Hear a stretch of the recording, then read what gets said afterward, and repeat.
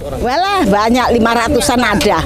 Lebih 500-an ada lebih. Memang sedikit Pak kayaknya, tapi sana belakang sana. Mulyono, 12 tahun ada, dapat plastik. Ya, kan ada kaca, botol tuh kan, atom-atom. Kami membuat judul itu, kegiatan itu main ke Danau Syomba. Arti main ke Danau Syomba ini bukan berarti main-main ya, hanya sekedar main-main, duduk-duduk, tengok-tengok, bukan ya. Kita bisa melihat sama-sama kalau misalnya lingkungan kita jorok atau sakit, pikiran kita, otak kita itu bisa sakit. Nah, namun memang yang jadi tantangan saat warga kemudian mulai menerapkan pemilihan sampah, itu petugas sampah yang mengumpulkan sampah itu kemudian mencampurkannya. Tapi kita coba berkaca dari Jerman. Kalau tidak salah yang di sana itu juga, di Jerman itu sudah tidak lagi memfungsikan itu. Karena biayanya terlalu mahal dan listrik yang dihasilkan kecil. Saat ini ada beberapa negara yang memulai lagi itu ya, Tapi itu tadi masalahnya adalah ada kuota sampah yang harus dipenuhi. Kalau itu tidak terpenuhi, maka tidak bisa dilakukan.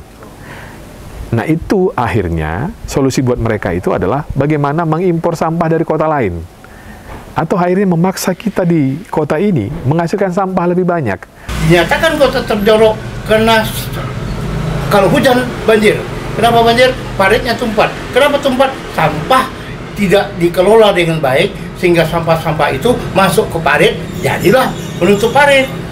Itu maka kota terjorok. Jadi kalau kota terjorok itu pasti banjir, nggak mungkin nggak? Mereka bawa anak-anaknya kayak gini, jadi orang tuanya mencari nafkah, jadi anaknya bawanya gitu.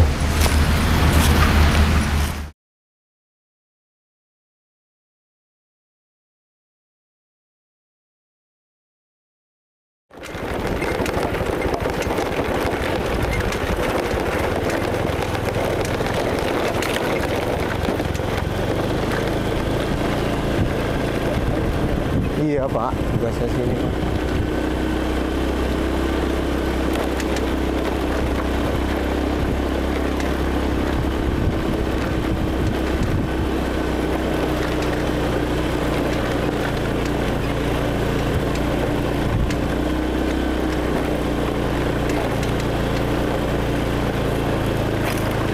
Mang.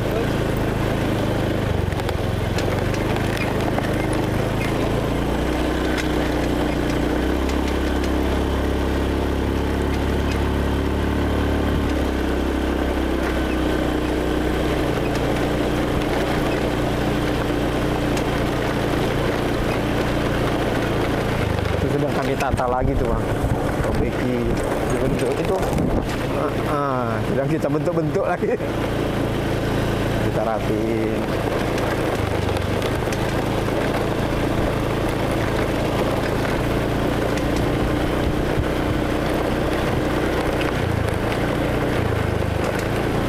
Inilah sampah semuanya, ini kita buat jalan. Kita di atas sampah.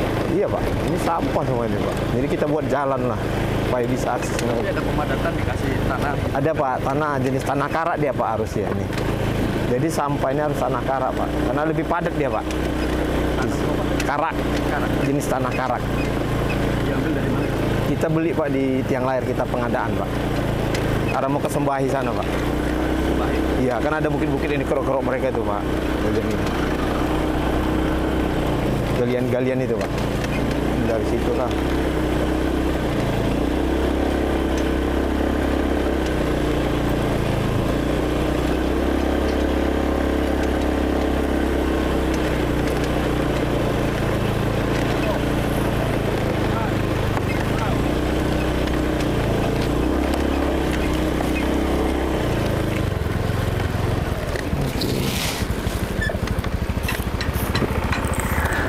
Selamat datang di tempat pembuangan akhir terjun di Kelurahan Terjun, Kecamatan Medan Marelan, Kota Medan, Sumatera Utara. Cuaca sangat panas pada Rabu 23 Juli 2025. Puluhan truk datang dan pergi. Ada 3 gunung sampah di tempat ini. Ratusan pemulung tak peduli sengatan matahari demi rezeki yang bersembunyi di antara sampah berbau busuk menusuk hidung. Di dekat mereka, burung-burung bangau berebut sisa makanan yang terburai dari sampah yang baru dituang dari truk. Namanya Parsiah. Dia baru saja selesai makan siang ketika ditemui di bawah gubuk sederhana yang dibuat sekedar menghindari panas. Saat itu dia bersama suaminya dan 3 rekannya. Dia lahir di Banyuwangi dan merantau bersama orang tuanya naik kapal pada tahun 1980. Situasi yang sulit membuatnya tak bisa memilih pekerjaan. Dia tak punya uang untuk pulang ke Jawa. Saat itu dia tinggal di daerah Pancur Batu di Kabupaten Deli Serdang. Sekitar 5 km dari rumahnya beroperasilah TPA Namo Bintang. Dia diajak teman-temannya ke tempat itu untuk mencari barang-barang tertentu lalu dijual kembali. Dia mengaku tidak pernah menyangka perantauannya ke Sumatera membuatnya menjadi pemulung bersama suaminya pada tahun 1989. Saat itu, harga barang rongsokan berbahan plastik ataupun besi masih bernilai tinggi, tidak seperti sekarang. Ya sama, mulung gini juga. Sama juga pemulung. Dulu kayak gini nggak laku, Pak. Aqua cangkir itu nggak laku, banyak nggak laku. Cuman dulu plastik itu Pak 700 dicuci. 700 perak, atom 300, kaleng 25 perak. Saat ini, meskipun sampah melimpah, tapi barang yang bisa dijual kembali justru semakin sedikit dan harganya semakin murah. Di saat yang sama, harga kebutuhan hidup semakin tinggi. Parsiah dan suaminya sempat bingung mencari penghidupan ketika TPA Namo Bintang ditutup pada 2013. Namun, harapannya kembali muncul ketika TPA berpindah ke Kelurahan Terjun. Jarak dari tempat tinggalnya di Pancur Batu ke TPA Terjun lebih dari 30 km.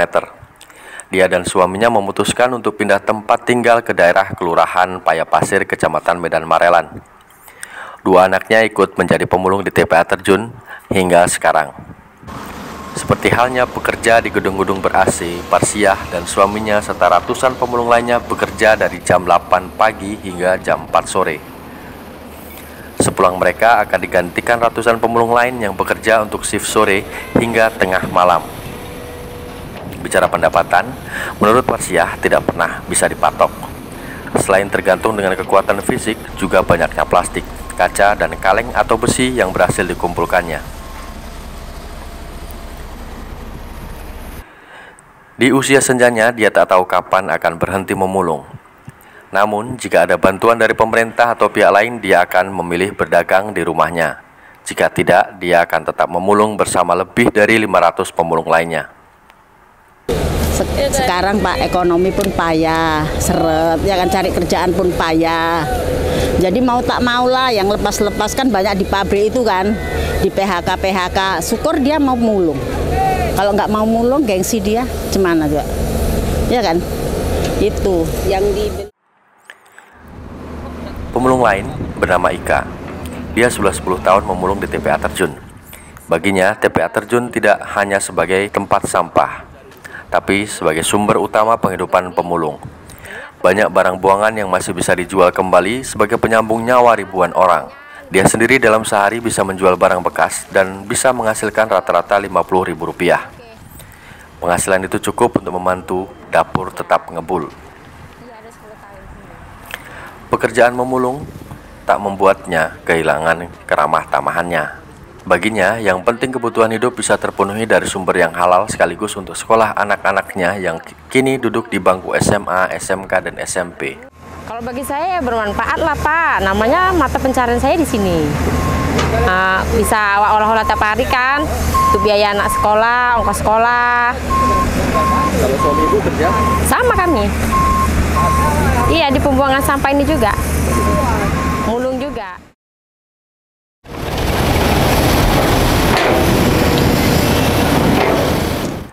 Tak beda dengan Parsiah dan Ika, Mulyono menganggap TPA Terjun sebagai sumber penghidupan bagi keluarga.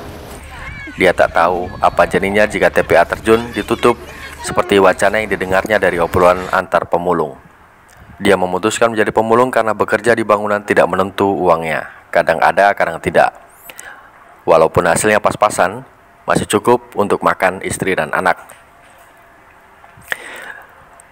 Dari sekian banyak barang rongsokan, yang paling pas adalah ketika mendapatkan tembaga karena harganya bisa mencapai Rp100.000 per kilogram. Tapi untuk mengumpulkan sebanyak itu sebulan belum tentu dapat. Ya, berarti susah cuman ya kalau kayak kami gini cuma lagi. Karena ke tamutan nggak ada, tamutan kayak saya lah gitu, tamutan nggak ada. Mau kemana lagi, mau ke pabrik nggak bisa diterima. Umur pun udah lanjut, udah tua. Gunung itu setinggi 40 meter. Kepala Tim Penanganan Sampah Dinas Lingkungan Hidup Kota Medan, Azman, mengatakan, taman ini dulunya adalah gunung sampah yang dinonaktifkan. Gunung sampah ini dibangun selayaknya taman dengan beberapa spot yang menarik untuk foto. Dengan ketinggian di atas 30 meter, taman ini memberikan pemandangan sekeliling yang cantik. Ya, ternyata sampah tak melulu tampil dengan wajah buruk rupa.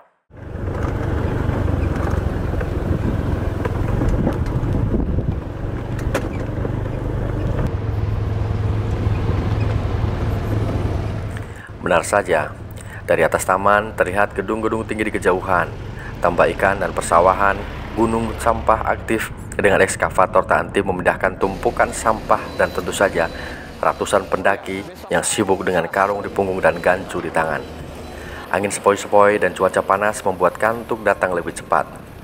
Tenda-tenda pemulung dan asap tipis yang keluar dari tumpukan sampah tak ubahnya Gunung Sibayak, katakanlah. Hanya saja aroma tak sedap yang terbang di bawah angin selalu berhasil membuat mata kembali terbelalak.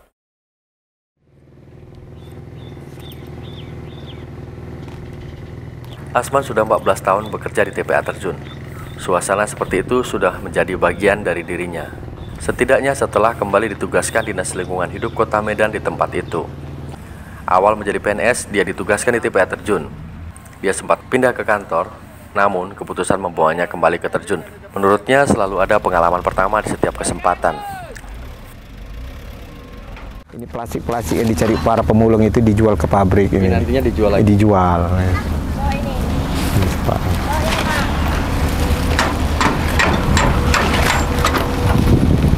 Aktivitas kayak gini setiap hari ya Pak ya? Setiap hari Pak, beginilah operasional hari-hari terus seperti ini.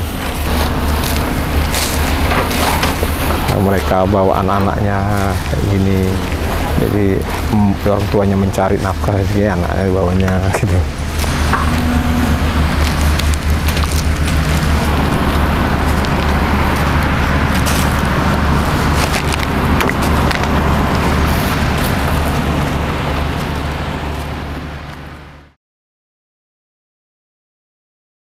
Kondisi TPA ini pertama kali di sini ada tahun 93 mulai diresmikan dibuka untuk penampungan sampah Kota Medan. Jadi saat ini kondisi TPA Terjun ini menampung sampah daripada 21 kecamatan. Kotor dan bau menurutnya tentu saja tak bisa dihilangkan. Namanya juga tempat sampah. Namun menurutnya yang dilakukannya sudah sangat berdampak. Dia menata tanpa belajar dari misalnya studi banding ke TPA lainnya. Dia menatanya dengan berdiskusi bersama operator lain di lapangan, membuat jalur pengangkutan sampah, parit untuk pembuangan, dan lain sebagainya, sehingga menjadi seperti yang sekarang ini. Ini jauh lebih baik dari awal dia masuk. Setiap tumpukan sampah setinggi 5 meter akan ditimpa dengan tanah dengan ukuran tertentu. Tapi harga tanah timbun memang tidaklah murah.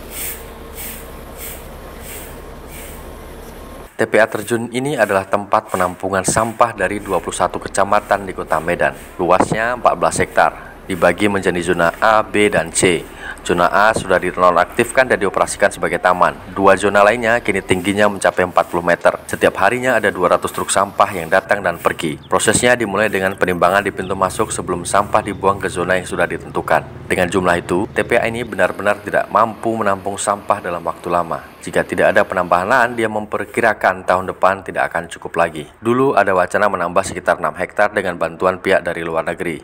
Tapi belum ada kelanjutan. Yang dibutuhkan saat ini adalah penerapan teknologi untuk mengelola sampah agar tidak hanya ditumpuk, tapi bisa diolah menjadi sesuatu yang bermanfaat.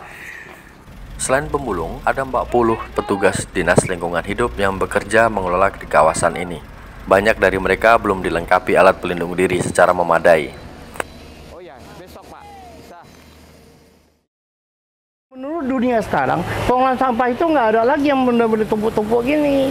Singapura sudah gunakan itu, mereka bakar, mereka dapat listrik, dan abunya mereka timbun jadi pulau baru di Singapura. Pengamat lingkungan Medan, Jaya Arjuna, ketika ditemui beberapa waktu lalu di rumahnya mengatakan, kota Medan pernah mendapatkan julukan sebagai salah satu kota terjorok di Indonesia. Itu karena banyaknya sampah di mana-mana. Kota Medan sebenarnya pernah mendapatkan penghargaan Adipura, tapi menurutnya itu tidak serta-merta mencerminkan adanya perbaikan besar dalam pengelolaan lingkungan. Jaya menilai, meskipun mendapatkan penghargaan Adipura, Kota Medan belum mengalami peningkatan peringkat dalam kategori kota layak huni. Salah satu indikator utama sebuah kota dianggap jorok adalah terjadinya banjir kala hujan deras. Hal ini menurutnya menjadi bukti langsung dari sistem pengelolaan sampah yang buruk. Dalam kesempatan yang lain, tepatnya di Danau Siombak, ada inisiatif penanggulangan sampah. Danau satu-satunya milik Kota Medan itu tak pernah luput dari permasalahan sampah. Saat air pasang, tak jarang membawa serta sampah yang mengalir di Sungai Bedera masuk ke dalam danau, sehingga kawasan yang memiliki pesona tersendiri saat senja dipenuhi dengan sampah. Kadang saat surut, berbagai sampah itu dibawa ke laut, kadang tertinggal di danau, mengapung dan tenggelam. Inisiatif itu diberi nama Main ke Danau Siombak. Camat Medan Marelan, Zulkifli Saputra Pulungan, menyebut main tak sekedar main, tapi aksi bersih sampah. Ya, dari Danau Siombak, gunung sampah di TPA Terjun terlihat menjulang. Gunung sampah dan danau penuh sampah bukanlah pemandangan yang indah, karenanya harus ditangani dengan serius. Setiap hari Kamis, Zulkifli menggerakkan perangkat kecamatan, kelurahan, lingkungan, dan nelayan untuk aksi bersih itu. Zulkifli memang baru 2 minggu menjadi camat di wilayah utara Kota Medan ini. Tapi perhatiannya kepada Danau Siombak ini adalah nilai lebih. Wilayah kerjanya memiliki 2 keunikan yang tak dimiliki kecamatan lain, yakni Danau Siombak dan TPA Terjun. Danau seluas belasan hektar itu berada di Kelurahan Terjun dan aksesnya melalui Kelurahan Payapasir. Danau ini berperan sebagai muara aliran Sungai Bedera yang membawa sampah dari pusat Kota Medan terus masuk ke danau. Adalah Yuda Lesmana Pohan, seorang pencinta alam yang berkiprah serius untuk memperbaiki kampung halamannya. Sebagai putra daerah, dia ingin Marelan menjadi lebih baik. Salah satunya adalah Danau Siombak yang asri, bersih dari sampah, dan kepedulian yang tinggi untuk menjaganya dari kerusakan dan kotor. Pada Hari Lingkungan Hidup 5 Juni 2025, dia adalah koordinator aksi bersih di Danau Siombak. Banyak pihak yang terlibat, termasuk Wali Kota Medan Riko Triputra Bayu Waas. Aksi tersebut bukanlah seremonial, melainkan seruan untuk menyelamatkan ekosistem yang semakin terancam. Danau Siombak memiliki peran strategis bagi masyarakat Medan Utara, terutama mereka yang menggantungkan hidup dari hasil tangkapan ikan. Tapi kondisi lingkungan yang tercemar menimbulkan ancaman serius bagi kesehatan dan kehidupan sosial ekonomi masyarakat setempat. Banyaknya sampah dan aroma tak sedap sangat tidak baik bagi kesehatan masyarakat sekitar. Dia mengapresiasi langkah Kecamatan Medan Marelan yang melakukan aksi Main ke Danau Siombak. Yuda mendorong agar penanganan sampah dilakukan secara terintegrasi melalui pembangunan infrastruktur penahan sampah di pintu masuk danau. Jika dikelola dengan baik, Danau Siombak dapat menjadi destinasi wisata baru di Kota Medan yang menggabungkan aspek lingkungan, ekonomi, dan edukasi. Sebenarnya begini nih ya, kalau orang nggak mendengar Siombak, artinya jika Danau Siombak itu sakit, pada dasarnya Kota Medan itu sakit, Sumatera Utara itu sakit, Indonesia itu sakit, planet bumi ini sakit. Jadi kita sebenarnya adalah harus bisa memprioritaskan diri kita, karena sebenarnya kita sebagai manusia itu adalah khalifah di bumi ini gitu. Nah, lingkungan ini kan sebenarnya satu kesatuan dengan kita gitu. Jadi kalau misalnya kita bisa melihat sama-sama, kalau misalnya lingkungan kita jorok atau sakit, pikiran kita, otak kita itu bisa sakit. Direktur Walhi Sumut, Rianda Purba, mengatakan angka 1.200 ton sampah setiap hari dari 21 kecamatan di Kota Medan ditumpuk di satu titik TPA Terjun adalah sesuatu yang mengkhawatirkan. Persoalan krusialnya terletak pada tidak maksimalnya tata kelola sampah yang dilakukan pemerintah Kota Medan. Sistem yang diterapkan masih sebatas menumpuk sampah di satu tempat dengan metode open dumping atau pembuangan terbuka yang berisiko terhadap pencemaran. Kondisi ini mencerminkan lemahnya perencanaan dan minimnya infrastruktur pengelolaan untuk sebuah kota metropolitan yang belum memiliki sarana pengelolaan sampah berbasis teknologi modern yang memadai. Salah satu pendekatan penting yang disarankan Walhi Sumut adalah pemilahan sampah dari sumbernya, yakni dari rumah tangga. Pihaknya bersama kelurahan dan kecamatan pernah melakukan riset selama masa pandemi COVID-19, dan hasilnya menunjukkan sistem pemilahan dari rumah sangat mungkin dilakukan. Tantangannya adalah saat sampah yang telah dipilah justru dicampur kembali oleh petugas pengangkut dan akhirnya dibuang secara bersamaan di TPA. Hal ini membuat upaya pemilihan menjadi tidak efektif dan justru merusak semangat warga yang sudah berpartisipasi. Mantan Direktur Walhi Sumut, Dana Primatarigan, menegaskan sampah menjadi persoalan besar di Indonesia, termasuk di Kota Medan. Masalahnya ini tidak hanya pada volume sampah yang terus meningkat, tapi juga pada pola pikir dan strategi pengelolaan yang stagnan. Menurutnya, mindset pemerintah masih berkutat pada kumpul, angkut, dan buang. Pendekatan konvensional ini tidak lagi cukup. Dia juga menyinggung tentang pembangkit listrik tenaga sampah yang belakangan sering dikemukakan sebagai solusi. Pembangkit listrik tenaga sampah itu mungkin di Indonesia belum ada yang kita lihat jadi sesuatu yang sangat berhasil baik ya. Tapi kita coba berkaca dari Jerman. Kalau tidak salah yang di sana itu juga di Jerman itu sudah tidak lagi memfungsikan itu karena biayanya terlalu mahal dan listrik yang dihasilkan kecil. Saat ini ada beberapa negara yang memulai lagi itu ya. Tapi itu tadi masalahnya adalah ada kuota sampah yang harus dipenuhi. Kalau itu tidak terpenuhi, maka tidak bisa dilakukan. Nah itu akhirnya solusi buat mereka itu adalah bagaimana mengimpor sampah dari kota lain. Atau akhirnya memaksa kita di kota ini menghasilkan sampah lebih banyak untuk memenuhi kuota. Jadi kita jadi lebih konsumtif ke depannya agar sampahnya bisa lebih banyak. Atau kita harus menampung sampah-sampah dari kota-kota lain untuk mendorong terjadinya atau terciptanya pembangkit listrik tenaga sampah itu. Dan itu sama sekali bukan solusi. Selain pemerintah dan masyarakat, pihak lain yang harus bertanggung jawab adalah produsen.